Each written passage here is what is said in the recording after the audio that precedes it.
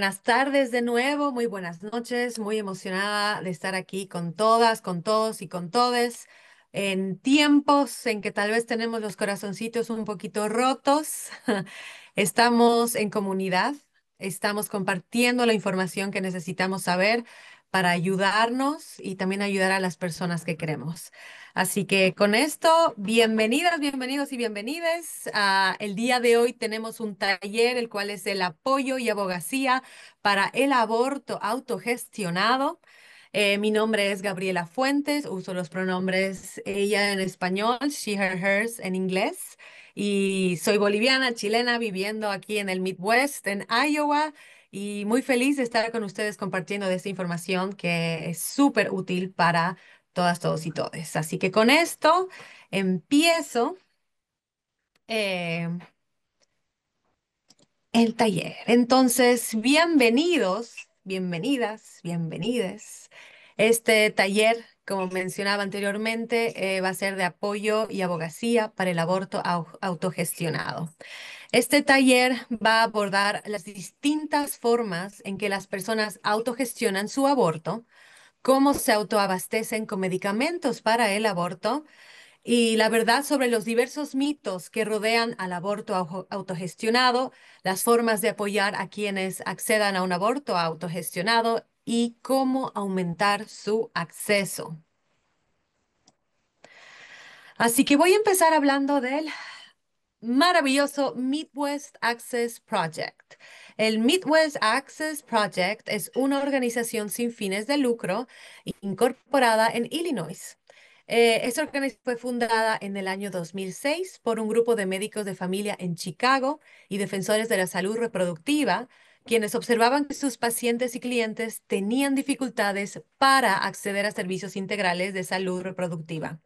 Al mismo tiempo, nuestros fundadores se encontraron con muchos estudiantes de medicina, residentes y proveedores de atención médica locales que querían ofrecer estos servicios, pero no podían encontrar la capacitación necesaria.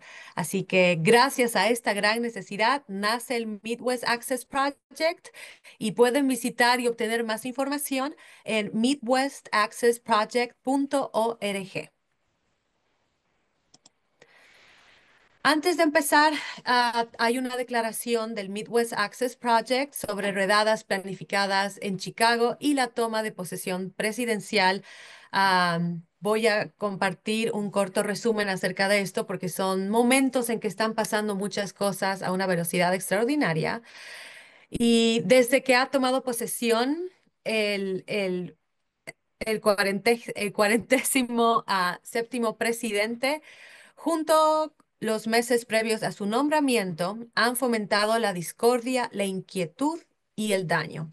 Las amenazas filtradas de que el Servicio de Inmigración y Control de Aduanas, o mejor conocido como ICE, comenzará a realizar rodadas en Chicago, las inminentes reducciones de las protecciones de los derechos civiles y el aborto con medicamentos han estado en el centro de nuestras mentes.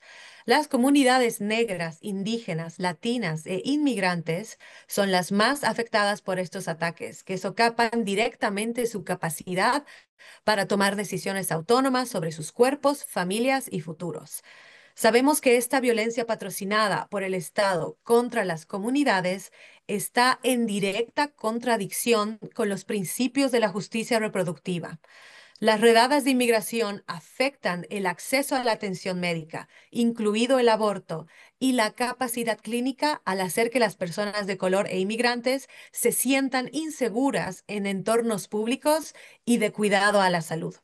Más allá de nuestros espacios de atención, todos los miembros de nuestra comunidad, incluidos los inmigrantes, refugiados, asilados, y todos y cada uno de nosotras, nosotros y nosotres, merecemos vivir, prosperar y ejercer la maternidad de manera segura.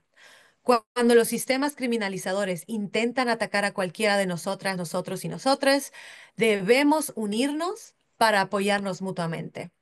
Sin importar quién ocupe la oficina oval, nuestra misión sigue siendo clara: mejorar el acceso a una atención integral de la salud reproductiva mediante la capacitación de proveedores en atención del aborto y abortos espontáneos, anticoncepción, asesoramiento sobre opciones de embarazo, atención de afirmación de género y más.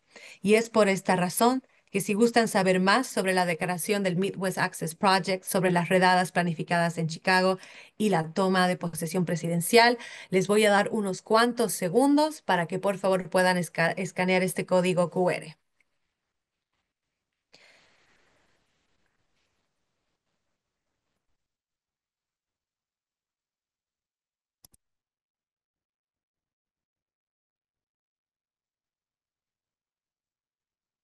Voy a continuar. Me pueden escribir por el chat si tal vez necesitan más tiempo o después van a recibir un email con toda esta información también para que lo puedan tener. Y antes de empezar, también quisiéramos reconocer las tierras en las que actualmente nos encontramos. Como muchos y muchas de nosotros somos colonos, inmigrantes o descendientes de aquellos que forzosamente fueron traídos a estas tierras. Así que es nuestra responsabilidad colectiva respetar y reconocer que esta tierra es el territorio tradicional de las comunidades indígenas y que estamos aquí porque esta tierra fue ocupada.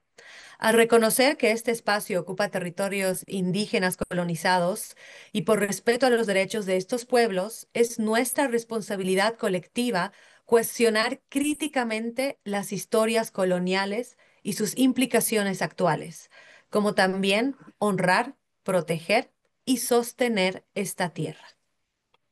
Muy bien, así que nos vamos a presentar.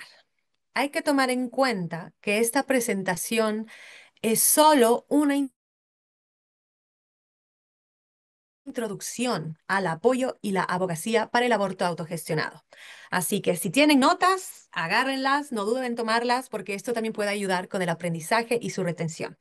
Hay una advertencia sobre el contenido, que en esta presentación se tratarán temas sensibles para algunas personas, como la criminalización y las barreras, así que por favor, cuídate.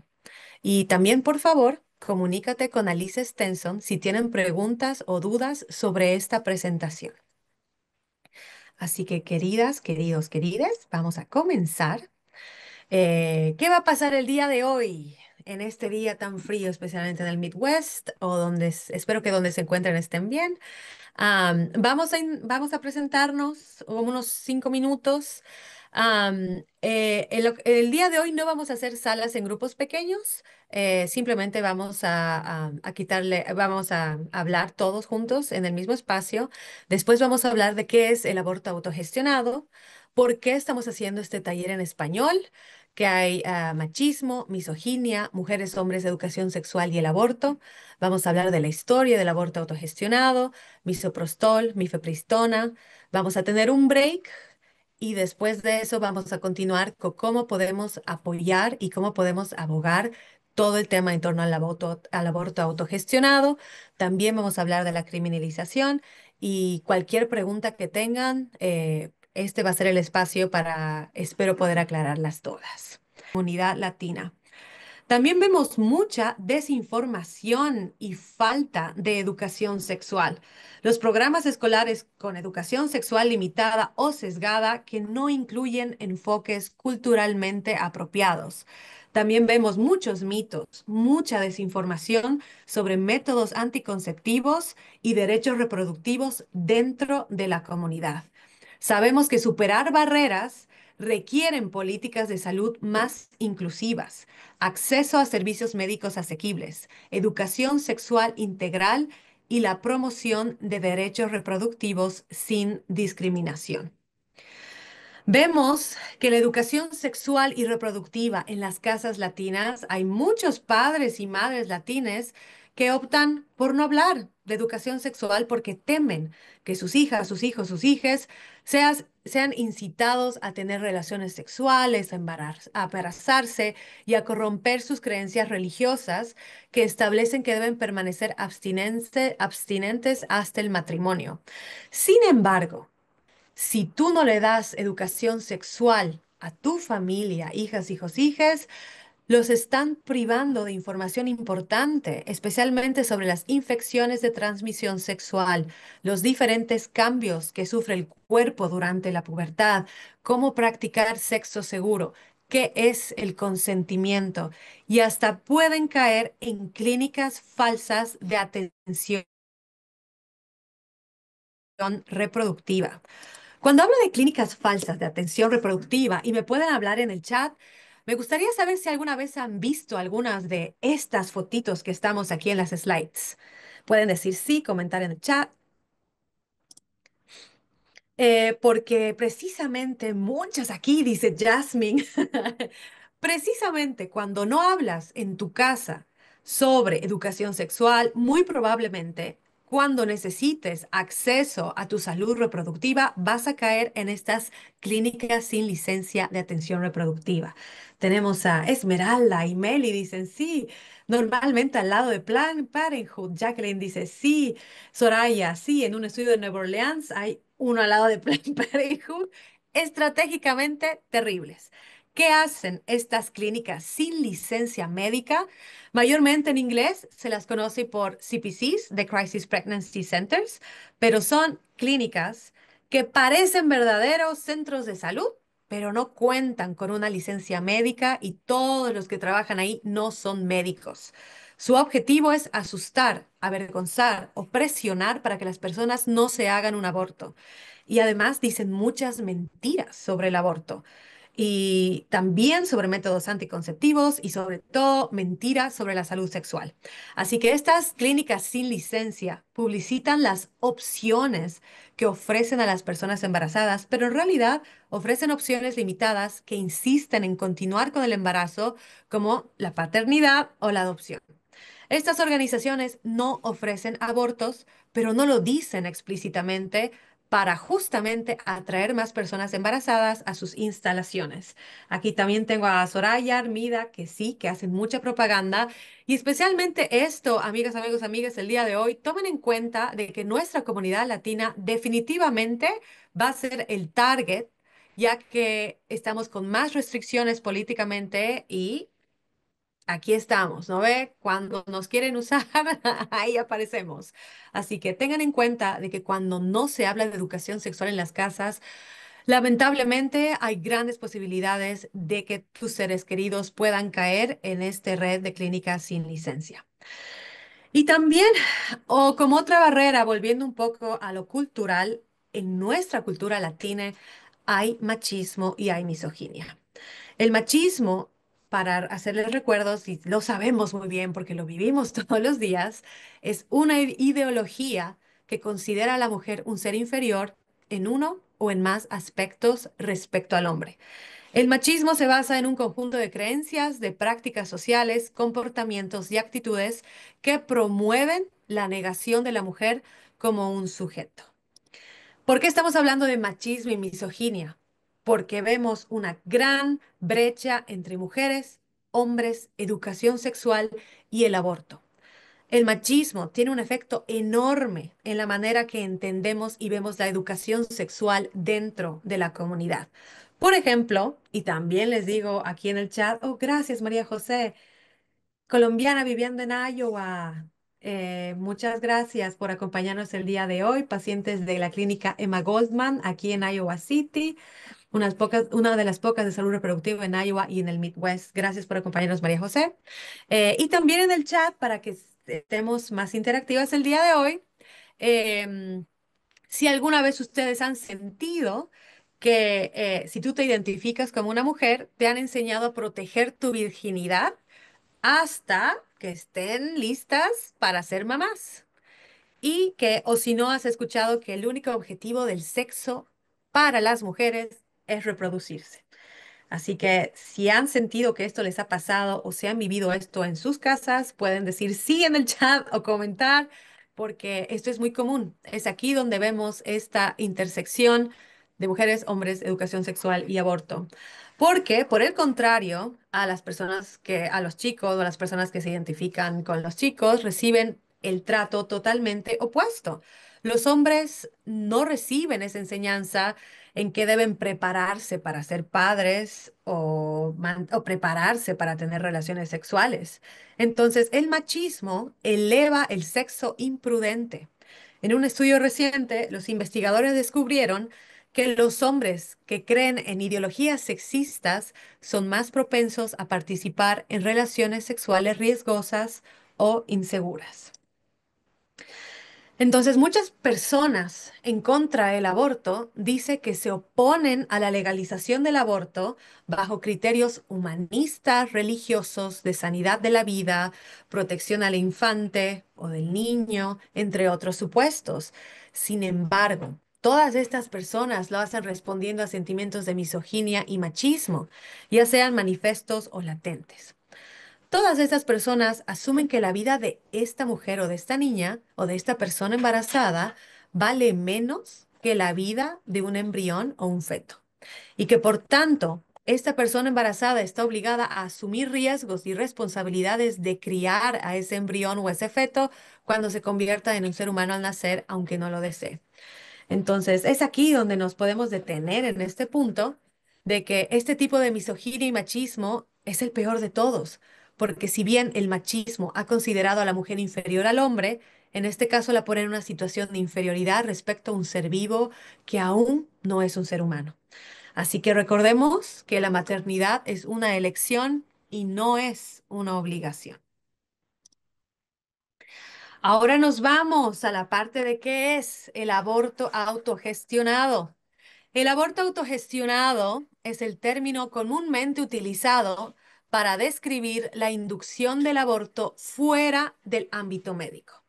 Cualquier persona que decide interrumpir un embarazo debería poder elegir autogestionarse un aborto en casa o en algún lugar en el que se sienta segura, con el control en sus manos, rodeada de las personas que ama y con el apoyo que desea.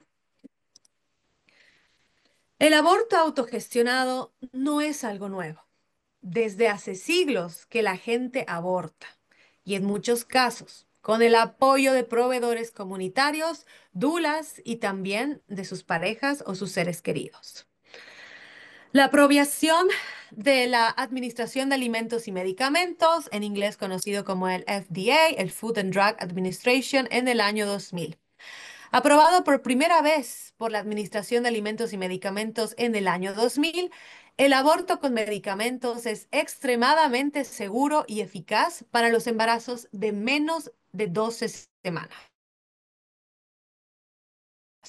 En el 2016, esta Administración de Alimentos y Medicamentos confirmó que la eficacia y seguridad del aborto con medicamentos ha quedado bien establecida, tanto por la investigación como por la experiencia, y se ha demostrado que las complicaciones graves son extremadamente raras.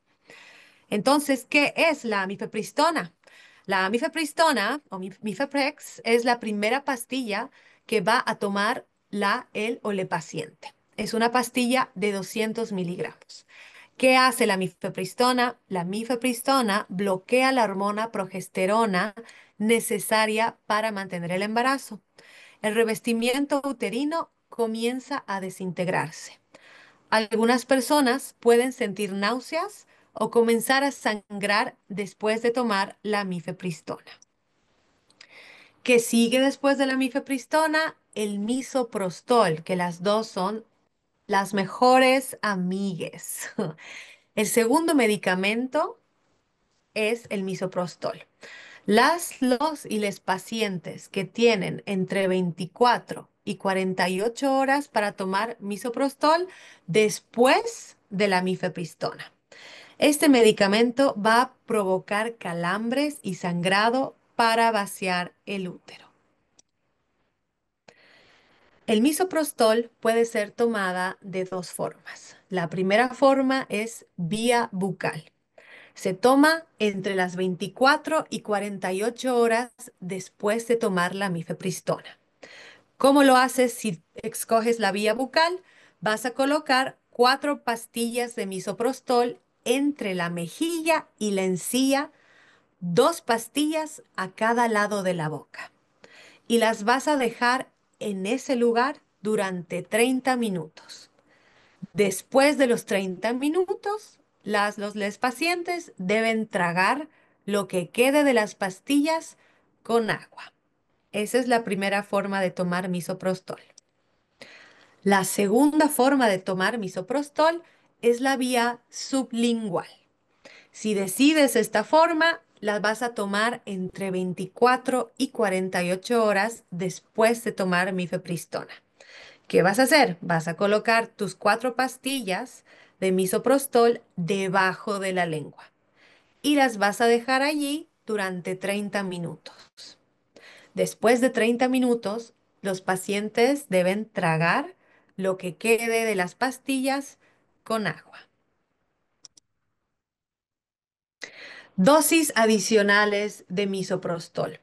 Algunas personas van a necesitar una segunda dosis de misoprostol. Y si este es el caso, deben tomar 4 pastillas más de misoprostol aproximadamente 4 horas después de la primera dosis. Hay que recordar que el misoprostol provoca calambres y sangrado y eso es lo que va a vaciar el útero. Entonces, si la paciente o la paciente no tienen un sangrado dentro de las 24 horas posteriores a la segunda toma del medicamento, deben llamar a una enfermera, un médico o a una dula de abortos. Hay también las opciones de solo por tomar el misoprostol, ya que en muchos lugares, en Estados Unidos, muchos estados, la mifepristona ha sido una gran controversia, especialmente el año pasado, y tal vez su acceso puede ser limitado. Si ese es el caso o solo la persona consigue misoprostol, ¿qué vas a necesitar? 12 tabletas de misoprostol de 200 miligramos. Vas a colocar las 4 tabletas debajo de la lengua y dejar disolver durante 30 minutos. Ahí vas a esperar unas 3 horas y vas a repetir el proceso 2 veces más hasta tomar todas las pastillas, esperando 3 horas entre estas dosis hasta que termines tus 12 tabletas. Ah, Elegibilidad para la píldora abortiva, perdón. Les pido por favor que pongan en silencio su chat en caso de que lo han hecho. Muchas gracias. La elegibilidad para la píldora abortiva, confirmar el embarazo mediante un análisis de orina o una ecografía. Confirmar que se tiene menos de 12 semanas de embarazo y esto es aproximadamente 84 días desde la última menstruación. Hay que elaborar un plan y tener a alguien que les apoye. No se debe tener ninguna enfermedad grave ni ningún dispositivo intrauterino. Hay que tener una forma confiable de llegar al hospital en 2 horas o menos. Se debe elegir el aborto por voluntad propia. No se deben tener sospechas de un embarazo ectópico, el cual es un dolor agudo en la parte inferior del abdomen, porque esto podría ser un signo de que pueden tener embarazos ectópicos. Y no se puede tener un problema de sangrado ni estar en tratamiento con ningún autocoagulante. Alivio para el dolor de la píldora abortiva. Tomar no más de 4 tabletas de ibuprofeno de 200 miligramos o 2 tabletas de naproxen de 220 miligramos o 2 tabletas de acetaminofeno de 500 miligramos. Como pueden ver, ya sea que tomen ibuprofeno, naproxen o acetaminofeno, ninguno tiene que pasar los 1000 miligramos al día. Las personas pueden tomar cualquiera de estos analgésicos antes del misoprostol. ¿Qué pasa si alguien vomita el medicamento?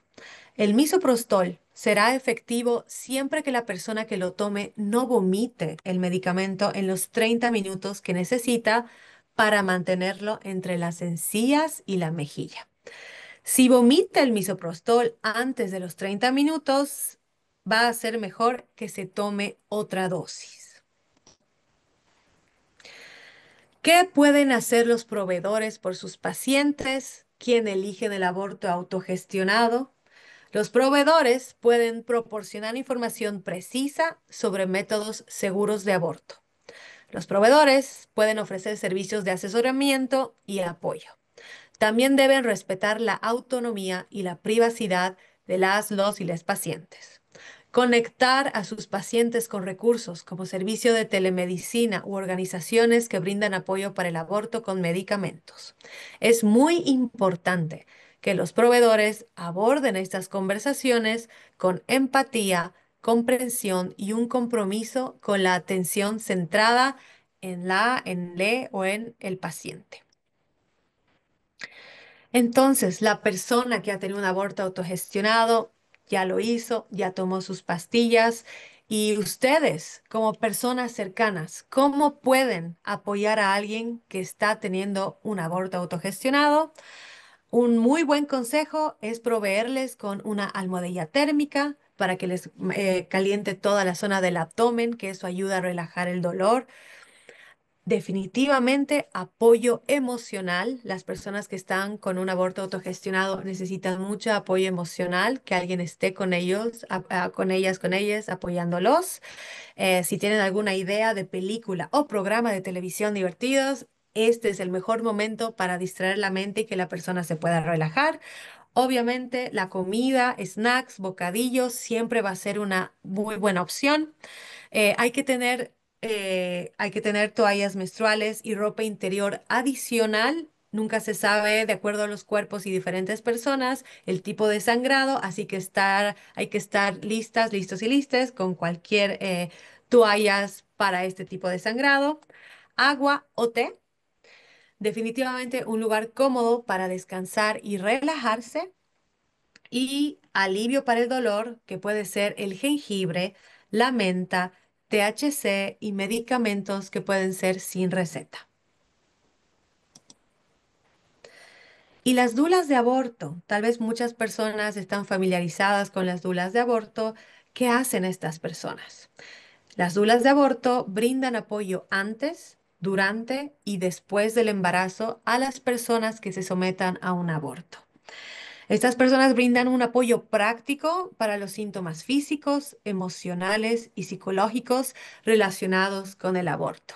Hay un montón de fuentes y de organizaciones que cuentan con dulas para el aborto y si pueden a buscar por internet o por conocidos y encontrarlas, va a ser una muy buena opción también. Aquí voy a compartir con ustedes la historia del aborto autogestionado de Amber.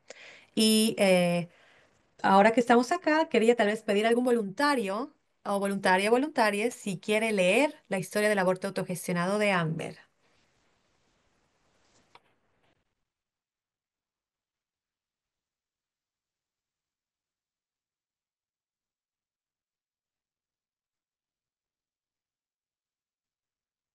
Yo lo puedo leer.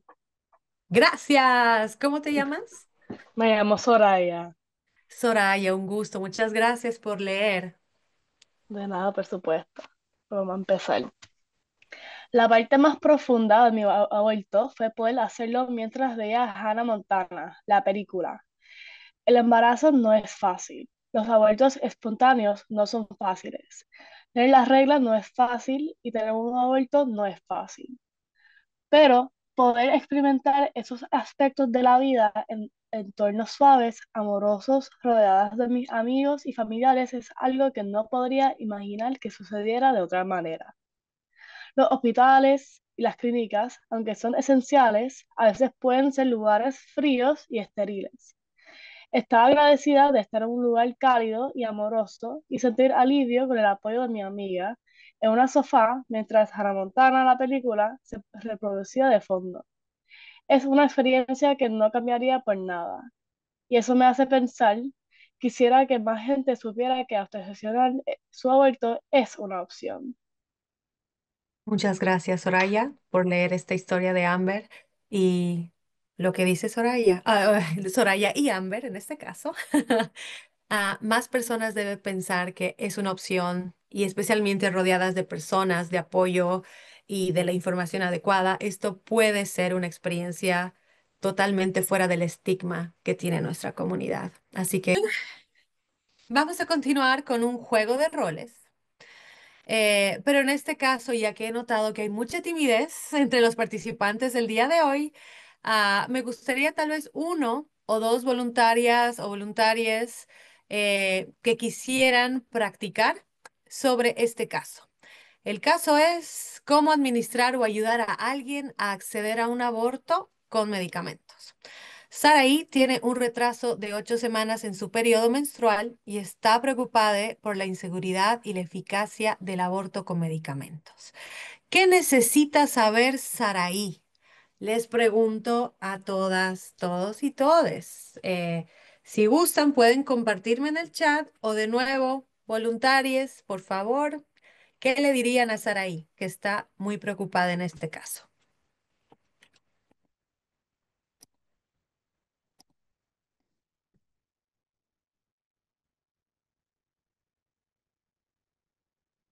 Yo me siento un poco en el trabajo, perdón, yo me siento un poco en el trabajo porque estas son literal las llamadas que me llegan. Pues Uy, primero, si fuera en Iowa, si esto fuera en mi trabajo, realmente 8 semanas, tendría que decirle que por favor se contacte con el Fondo para el Aborto de Chicago, si es una residente de Iowa, que se contacte con el Fondo para el Aborto de Chicago, que le pueden ayudar a agendar una cita y obtener servicios de transporte eh, para que se haga el aborto en alguna parte del Medio Oeste. Ese sería el caso. Pero si lo que le preocupa, como el tema es la seguridad y si las pastillas sí funcionan, pues yo ahí sacaría las estadísticas. Creo que hay un 5% de posibilidad de que el embarazo no se interrumpa o de que quede tejido en el interior de, del útero. Y en ese caso sería necesario que un profesional haga la extracción, pero ese es un 5%. Y también le sería un poco intensa con el tema de que lo más importante es seguir las instrucciones tal cual y, y entender y estar muy pendiente de lo que pase con su cuerpo, porque hemos tenido ocasiones en que las clientas toman la mifepristona. Pues ha sido un par de veces, ni siquiera ha sido tantas, pero a veces hay gente que toma la mifepristona y espera una semana o dos y tenían 11 semanas cuando tomaron la mifepristona y esperan una semana o dos para tomarse el misoprostol y eso complica la interrupción voluntaria del embarazo. Entonces es importante también, yo siento que ayuda también darles a entender, está en tus manos que esto salga bien y que confíe y también como reconocer que es normal tener miedo, es normal sentir angustia y no es raro escuchar historias donde la gente que está buscando los cuidados que tú tienes terminan mal, pero acá estoy yo intentando como poniéndome en el nivel de la conversación, como leveling with you. Y, y pues también es bueno cuando uno puede tener referencias. Al principio en el trabajo para mí era muy difícil decirle cualquier cosa a las les pacientes que hemos tenido, pero ya después de un tiempo es un poco más piloto cuando uno puede decir, mira, acá atendemos yo no sé cuánta gente cada semana y les damos las pastillas. Y a veces se complican las cosas, pero usualmente las cosas terminan bien. Entonces también creo que una cosa que ayuda en estas interacciones también es adquirir experiencia. wow. Muchas gracias, María José, por compartir eso. Hablamos de estadística, experiencia, información muy precisa también especialmente de cuánto tiempo después se deben tomar los medicamentos. Muchas gracias por compartir. ¿Alguien más que tal vez quisiera compartir, ya sea en el chat o, o para el resto del grupo? ¿Qué le aconsejarían a Saraí?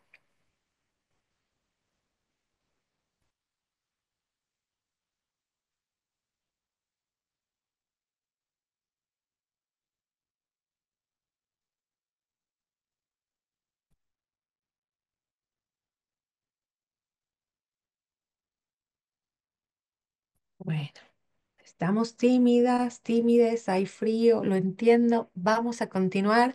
De nuevo, gracias María José.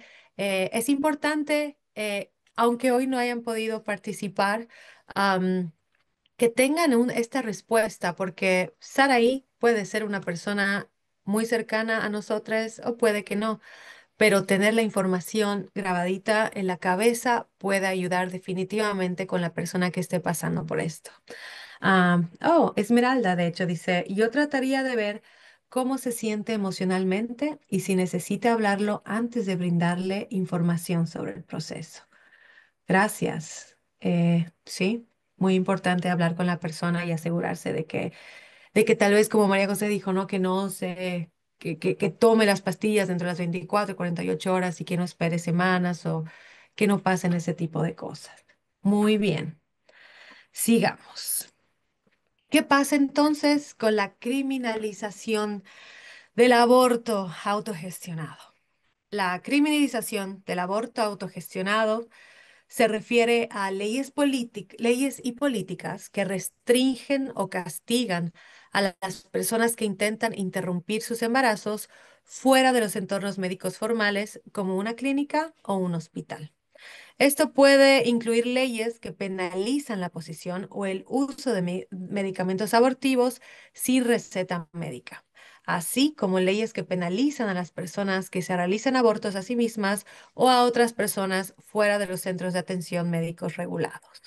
Aquí tenemos un mapa que, por ejemplo, del 2000 al 2020, la organización Eve, When and How identificó 61 casos de personas que han sido criminalmente investigadas o arrestadas por decir que han terminado sus propios embarazos o por ayudar a alguien a hacerlo. Y aunque esta encuesta haya sido entre el 2010 y 2020 y vemos todos estos estados, aquí tenemos una actualización también de cómo llega esto a la ley, cómo estos casos llaman la atención de la ley. Vemos que hay un 45% por medio de de los proveedores de salud, vemos un 26% por alguien conocido, un 11% no se sabe de cómo llegó esto a la atención de la ley.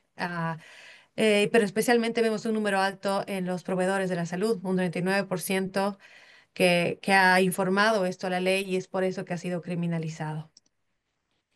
¿Y qué pasó después del 2020 y especialmente qué pasó después del 2022 con la criminalización del aborto autogestionado? Según un informe de Pregnancy Justice, entre el 2006 y la reversión del Roe v. Wade en Estados Unidos el 2022, se documentaron casi 1.400 casos de criminalización relacionados con el embarazo en todo el país. Estos incluyen situaciones en las que las personas fueron arrestadas o enfrentaron cargos legales debido a decisiones relacionadas con su embarazo, incluyendo la interrupción del mismo. Es importante destacar que tras la decisión de la Corte Suprema en el 2022 que anuló a la protección federal Roe v. Wade, varios estados automáticamente han implementado leyes más restrictivas sobre el aborto. Y esto ha generado preocupaciones sobre un posible aumento en esta criminalización de personas que buscan o que se someten a procedimientos del aborto, así como de los profesionales de la salud que los realizan. Sin embargo, hasta la fecha, todavía no tenemos datos completos de que indiquen cuántas personas han sido criminalizadas específicamente por recibir un aborto desde esta decisión hace 3 años, ya van a ser 3 años.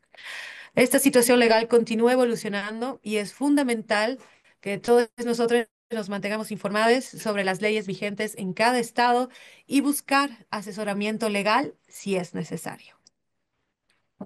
También Lawyering for Reproductive Justice, esta organización ha descubierto que las leyes que penalizan directa o indirectamente el aborto autogestionado probablemente se utilicen desproporcionadamente contra inmigrantes, personas de color y otras comunidades marginadas que ya sufren un control policial excesivo y una vigilancia y castigos estatales desproporcionados. Entonces aquí hablamos que la justicia reproductiva es también una justicia interseccional. Aquí, si ustedes gustan saber más, les invito a que visiten la página web del Godmaster Institute, que puedo compartir con ustedes con el chat. Eh, Denme un momento, porque este mapa que tengo acá es un mapa muy interactivo en el cual ustedes pueden ver, ups, perdón, ustedes pueden ver qué está pasando en su estado. Pero para hacer un resumen de qué ha pasado hasta ahora, desde que ya no tenemos a Roe v. Wade, tenemos a 12 estados con una prohibición total del embarazo hasta enero de este año. Tenemos Alabama, Arkansas, Idaho, Indiana, Kentucky, Luisiana, Mississippi, Oklahoma, South Dakota, Tennessee, Texas y West Virginia con una restricción total. eh, Sin restricciones. Perdón, sin, uy, se me fue la palabra. Sin, bueno, es total, no hay, sin excusas, sin nada, son estados que le están pasando muy mal. Los estados con prohibiciones del aborto basadas en la duración de la gestación hasta este mes, tenemos a otros 7 estados más que son antes de las 18 semanas. Pero como van entre 6 y 12 semanas, también es un momento muy restrictivo, especialmente en los estados que tienen 6 semanas, porque a las 6 semanas una persona ni siquiera sabe si está embarazada o no. Así que adherimos a la lista de los 2 estados, 7 estados más, que son Florida, Georgia, Iowa con 6 semanas, Nebraska, Carolina del Norte y Carolina del Sur con 12 y Utah con 18. Y el resto del país va a variar individualmente, pero, perdón. Pero tenemos 22 estados luego de las 18 semanas de embarazo o antes de la viabilidad y es por eso que les aconsejo que visiten esta página para encontrar las actualizaciones más recientes de acuerdo al estado en el que se encuentran, de acuerdo ya sea a las semanas de la fertilización o antes de de la viabilidad, de acuerdo a la gestación. Así que ahora vamos a hablar de la abogacía para el aborto autogestionado. ¿Qué podemos hacer? Estamos en una situación que vemos que no solamente Estados Unidos está enfrentando un montón de amenazas con políticas públicas de acceso a la salud, vemos que se está expandiendo esta tendencia también en otros países. ¿Cómo podemos abogar por nuestro derecho? Primeramente, sabiendo que si estamos juntas, juntos y juntes, podemos construir un acceso en toda nuestra nación para que haya abortos para todos. Entonces, ¿qué podemos hacer? Primero, debemos normalizar las conversaciones abiertas sobre el aborto con medicamentos. Superar el estigma, no bajar el tono de la voz cada vez que decimos aborto, no, ya no. Tenemos que decir aborto claro y fuerte y empezar a normalizar estas conversaciones con todo el mundo. También debemos brindar apoyo y desahogo a las personas que están teniendo un aborto o que lo piensan hacer. También hacer saber a a los y les pacientes que es seguro y eficaz que lo puedan hacer en su casa. De nuevo, desafiar el estigma. El estigma ahorita es nuestro gran problema y tenemos que desafiarlo hablando fuerte, hablando claro y hablándolo aún más. Tenemos que abogar por políticas públicas que nos den la salud que necesitamos, que nos den los cuidados que merecemos y especialmente con nuestra salud reproductiva. Tenemos que abogar por solidaridad y alianzas entre organizaciones, entre activistas. Aquí estamos trabajando por un tema que nos preocupa a todos. No estamos trabajando por un nombre y eso es lo que siempre le recuerdo a la gente. Más unidos, más comunidad, vamos a tener más soluciones. Y por supuesto, elevar historias como la de Amber, que gracias a Soraya nos ayudó a leer, de las personas que autogestionan sus abortos, porque estas historias es la realidad en la que vivimos hoy y estas historias son las que mucha gente debe tener en cuenta porque son personas reales ahora mismo que están pasando esta experiencia y necesitan ayuda tanto de sus seres queridos como de políticas públicas. El aborto autogestionado, ¿cómo podemos seguir abogando por él? Hay una organización que se llama el M+8 Hotline, que es la línea directa de abortos espontáneos. y de abortos en general, a la que la gente puede contactar por teléfono o mensaje de texto y se van a contactar con médicos que pueden brindarles asesoramiento de un experto sobre cómo autogestionar tu aborto espontáneo o un aborto involuntario. Está también de Women Help Women y el SAS de aborto autogestionado, seguro y con apoyo. Y también en plan sí, información actualizada sobre cómo las personas en los Estados Unidos acceden a las píldoras abortivas en línea. Y de todas formas, de nuevo, vuelvo a la comunidad. Nosotros sabemos quién está trabajando con gente, quién está trabajando con proveedores seguros que no sean las clínicas sin licencia. Es así como conseguimos más información y seguimos abogando cuando la persona necesita acceder a este servicio. Y hay un tema más, antes de terminar, que con el Midwest Access Project estábamos pensando en compartir con todos ustedes. Muchas personas están preguntando qué pasa con las hierbas y cómo podemos tener un enfoque holístico de esta atención reproductiva con hierbas. Y no sé, tal vez en el chat pueden comentar si tal vez han escuchado de algo o de alguien que ha tenido este apoyo, que ha tenido esta experiencia. Nos gustaría saber, porque todavía es algo muy nuevo, pero que definitivamente es algo que hay que hablarlo porque venimos también de culturas indígenas, de culturas milenarias que tienen mucha información sobre este tema. Así que mientras más compartimos, mejor.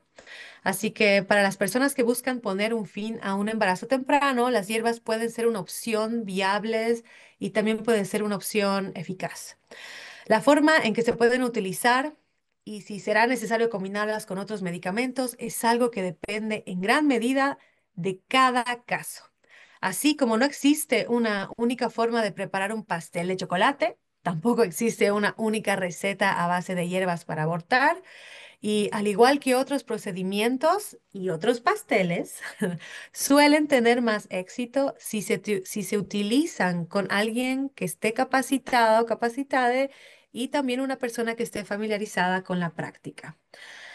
Con base en la evidencia recopilada a través de un estudio concluido en el 2021, que siguió a proveedores de abortos comunitarios en los Estados Unidos y Canadá, se vio que cuando los clientes solicitaban usar hierbas para o durante sus abortos, los proveedores comunitarios satisfacían esa necesidad personalmente o mediante referencias directas.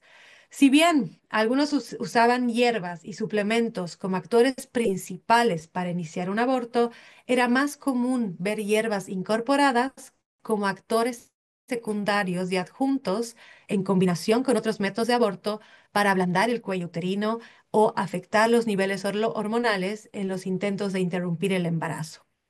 Los proveedores comunitarios también utilizaron hierbas de manera eficaz para controlar efectos secundarios como el dolor, las náuseas y la pérdida excesiva de sangre. Cuando estos fueron solicitados, se integraron diversas medicinas a base de plantas para brindar apoyo emocional y ceremonial, lo que permitió un aborto más holístico que se alineaba con las identidades culturales y combinaba también modalidades alopáticas con prácticas más tradicionales. Todas las personas deberían tener el aborto que mejor se adapte a sus necesidades y es por eso que incorporamos este tipo de conversaciones, ya que las hierbas pueden coexistir con otros métodos de manera que se centren en los deseos de las clientas, brindando atención y mejorando la experiencia general del aborto en las clínicas y también en los hogares. Si los pacientes preguntan sobre el uso de hierbas para o durante el aborto, hay que evitar una retórica dañina. Estamos acostumbradas a que los médicos no actúen con interseccionalidad y que rechacen totalmente cualquier tradición milenaria y ese no es el caso, porque las hierbas pueden ser seguras, pero como cualquier otro medicamento, pueden tomarse en el momento adecuado y en la dosis correcta. Las redes de referencia confiables entre proveedores y herbolarios son esenciales para satisfacer la solicitud de clientes. Existe un gran potencial para innovar con más opciones y un mejor acceso a la atención integral del aborto y para centrarse también en las necesidades y las identidades de las personas. Cuándo podemos respetar, cuándo podemos confiar y honrar las diversas formas en que las personas eligen cuestionar sus abortos y su atención médica. Toda esta información voy a compartir con ustedes en el chat también. Es de esta fuente que se llama holisticabortions.com, que pueden tener más información porque, de nuevo, la narrativa que nos haga acceder a un cuidado de salud de calidad va a ser válido, y en este caso las hierbas es algo que está en nuestra sangre, en nuestras tradiciones, y como todas nosotras latines, especialmente está en nuestra cultura. Así que con esto, queridas, queridos y querides, quisiera preguntarles si tienen alguna pregunta, alguna duda o tal vez un comentario. Y por favor, aquí de nuevo el código QR. No se olviden de ganar de la posibilidad de ganar $25 en una gift card cuando llenen este formulario para ayudarnos a saber si esta información les sirvió o no. Am, Así que de nuevo está en el chat, ahí está el link, también lo pueden escanear en el código QR. Y bueno, ¿hay alguna pregunta, un comentario, una duda? Pueden escribir en el chat o se pueden quitar el silencio del video.